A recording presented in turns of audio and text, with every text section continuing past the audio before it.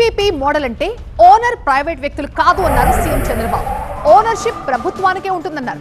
Medical కాలేజీలపై YCP fake ప్రచారం చేస్తోందని అసెంబ్లీలో ఆరోగ్య రంగంపై చర్చ సందర్భంగా సీఎం చంద్రబాబు విమర్శించారు.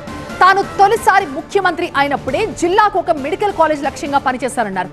జగన్ మెడికల్ కాలేజీల అంశంపై చౌకబారు రాజకీయాలు చేస్తున్నారన్నారు. పీపీపీ మోడల్లో మెడికల్ కాలేజీల నిర్మాణం పూర్తి చేస్తామంటున్నారు.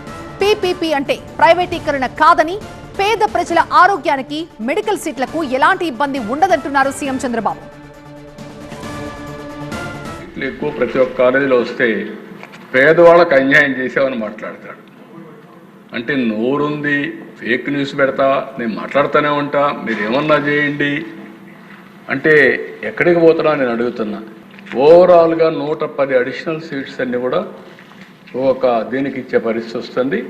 ఈరోజు మేము ఇచ్చేది 75 సీట్లు, మీకంటే మెరుగ్గా కన్వీనర్ కోటాలో సీట్లు ఇస్తున్నాం. ఇది పేదవాళ్ళ పట్ల మాకుండే అభిమానం. మీరు కట్టేది 20 ఏళ్ళు అవుతుంది, మేము కట్టేది 27 2 కడతాం. కట్టడమే కాదు, ఇది ప్రైవేట్కి ఇవ్వడం కాదు. పీపీపీ అంటే తెలియని వ్యక్తులు నేర్చుకోవాలి. ప్రస్తుతం వాళ్ళు ఆపరేట్ చేస్తారు.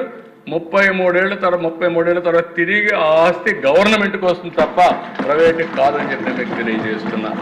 ఎక్కడ పేదవాళ్ళకి ఎవ్వరికి అన్యాయం జరగకుండా ట్రీట్మెంట్ కానీ సీట్లు కానీ పేదవాళ్ళ పక్షాన్ని నిలబడే ప్రభుత్వం ఎన్డీఏ ప్రభుత్వం, కూటమి ప్రభుత్వాన్ని మరొకసారి గట్టిగా చెప్తాను అధ్యక్ష.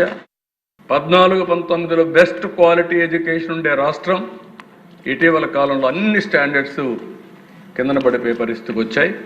ఒకటి కాదు అధ్యక్ష, అన్ని డిపార్ట్మెంట్స్ని విధ్వంసం చేశారు. ఆ విధ్వంసాన్ని కరెక్ట్ చేయడానికి మనకు చాలా టైం పడతా ఉంది. అనుభవం ఉంది కానీ చేశాం, కానీ అనుభవం లేకపోతే మాత్రం పిచ్చిబట్టి పారిపోయేవాళ్ళు అధ్యక్ష. ఈ రాష్ట్రంలో ఇంతవరకు ఏ ప్రోగ్రామ్ ఇచ్చేవాళ్ళు కాదు.